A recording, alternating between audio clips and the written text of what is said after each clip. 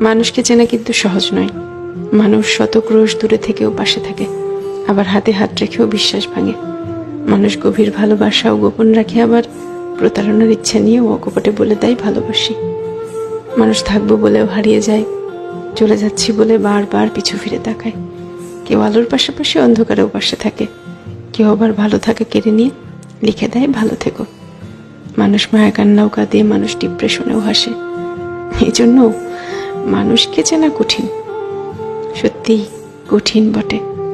মানুষে মানুষে তফাৎ, ভেতরে বাহিরে তফাৎ, কথা কাজে তফাৎ, তফাৎ মন কিংবা মনুষ্যত্বে। তাই মানুষ চেনার ব্যাপারে খুব বেশি আত্মবিশ্বাসী হতে নেই।